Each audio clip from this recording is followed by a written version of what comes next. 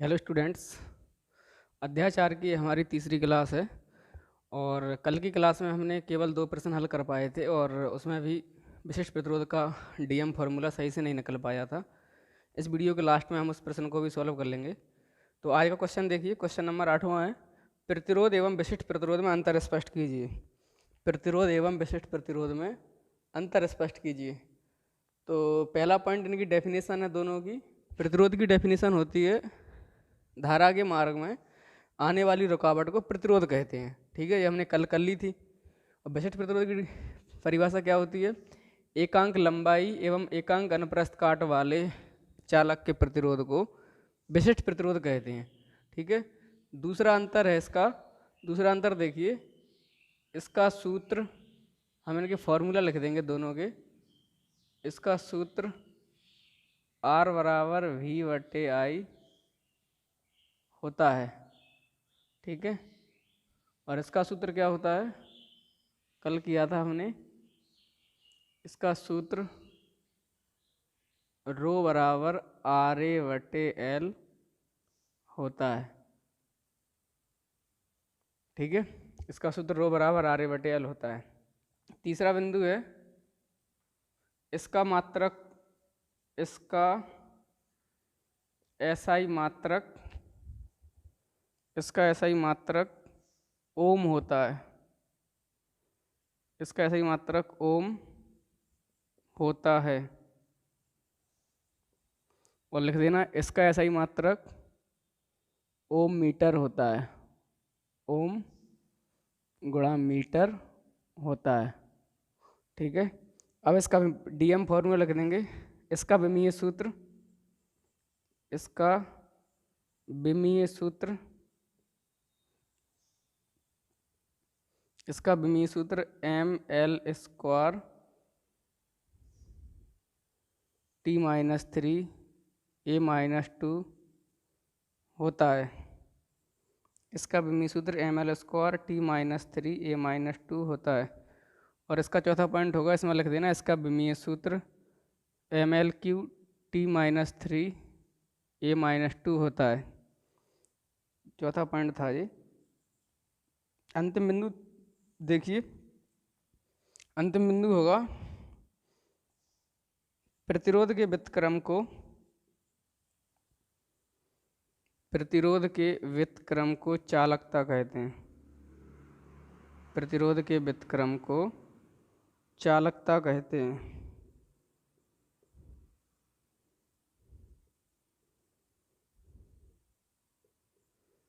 और इसमें विशिष्ट प्रतिरोध के व्युत्क्रम को, विशिष्ट प्रतिरोध के व्युत्क्रम को विशिष्ट चालकता कहते हैं। विशिष्ट प्रतिरोध के व्युत्क्रम को विशिष्ट चालकता कहते हैं। ठीक है, तो इन 5 अंतरों को आपको याद कर लेना है। इस इकाई से 3-3 अंक के 2 प्रश्न आना है और आपको 3 अंतर ही याद करना है, और जिसको 5 अंतर याद हो जाए तो वो और अच्छी बात है। ठीक है, प्रश्न नंबर 9वां देखिए। 9वां प्रश्न है, विशिष्ट चालकता किसे कहते हैं? इसका सूत्र एवं मात्रक लिखिए। तो विशिष्ट चालकता क्या होती है? विशिष्ट प्रतिरोध को उल्टा कर देना है केवल। विशिष्ट प्रतिरोध के व्युत्क्रम को विशिष्ट चालकता कहते हैं। इसे सिग्मा से प्रदर्शित करते हैं। ठीक है, तो इसका फॉर्मूला क्या होगा? अर्थात विशिष्ट चालकता बराबर, विशिष्ट चालकता बराबर, विशिष्ट चालकता बराबर 1/, विशिष्ट प्रतिरोध, 1/, विशिष्ट प्रतिरोध। ठीक है, इसका फॉर्मूला हो गया। जब हम इसे संकेत रूप में लिखेंगे तो सिग्मा बराबर आएगा 1/ρ। ठीक है, अब और आगे अगर इसे बढ़ाना है तो और भी बढ़ जाएगा।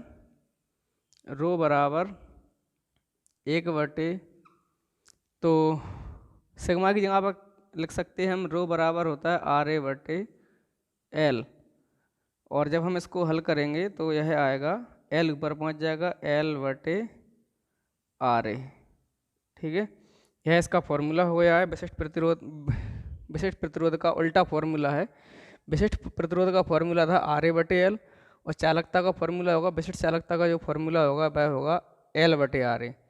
अगर हम इसका मात्रक निकालें तो इसी फॉर्मूले की सहायता से हम मात्रक निकाल सकते हैं। विशिष्ट प्रतिरोध का मात्रक था ओम गुणा मीटर, और इसका मात्रक होगा ओम इनवर्स मीटर इनवर्स। जैसे हम इस फॉर्मूले से निकालें, अगर रो बराबर लंबाई का मात्रक क्या होगा मीटर, आर का मात्रक क्या होगा प्रतिरोध का ओम, और गुणा में क्षेत्रफल का मात्रक होगा मीटर स्क्वायर।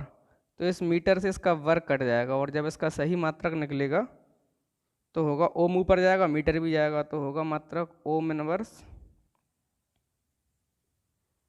गुणा मीटर इनवर्स। ठीक है, देखिए आगे देखिए, अब हमें विशिष्ट चालकता का डीएम फॉर्मूला निकालना है। तो इसके लिए हमें कुछ नहीं करना है, विशिष्ट प्रतिरोध के डीएम फॉर्मूला को उल्टा कर देना है। तो उसके लिए हम पहले विशिष्ट प्रतिरोध के डीएम फॉर्मूला को निकालेंगे, जो हमने कल नहीं निकाल पाया था, रह गया था कल के वीडियो में। तो देखिए, इसे विशिष्ट प्रतिरोध का डीएम फॉर्मूला निकालने के लिए हम फॉर्मूला लिख देंगे रो बराबर RA/L।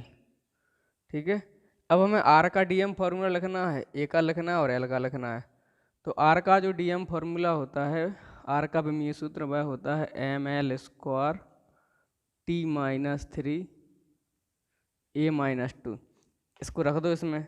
जब हम इसमें रखेंगे तो रो बराबर आर की जगह पर आ जाएगा mL² T-3 A-2। आर का रख गया, ए का रखेंगे तो ए का होगा क्षेत्रफल का वर्ग यानी L²। ठीक है, और बटे में लंबाई का होगा केवल L, तो इस L से इसका वर्ग कट जाएगा। तो रो का डीएम क्या आएगा, रो का विमीय सूत्र निकलेगा m L की घात एक L ये आ जाएगा, एक L² जो, तो L की घात 3 T की घात -3 और A की घात -2। तो यह हो गया हमारा विशिष्ट प्रतिरोध का विमीय सूत्र। लेकिन हमें निकालना है विशिष्ट चालकता का, तो इसी को हम उल्टा कर देंगे। तो विशिष्ट चालकता का होता है संकेत रो बराबर हो जाएगा m की घात यहाँ 1 है तो यहाँ -1 हो जाएगा, L की घात 3 है तो यहाँ -3 हो जाएगा, T की घात -3 है तो T की घात 3 हो जाएगा, A की घात -2 है तो 2 हो जाएगा। ठीक है, इस प्रश्न को आप ध्यान से देख लीजिए, इसका स्क्रीनशॉट निकाल लीजिए।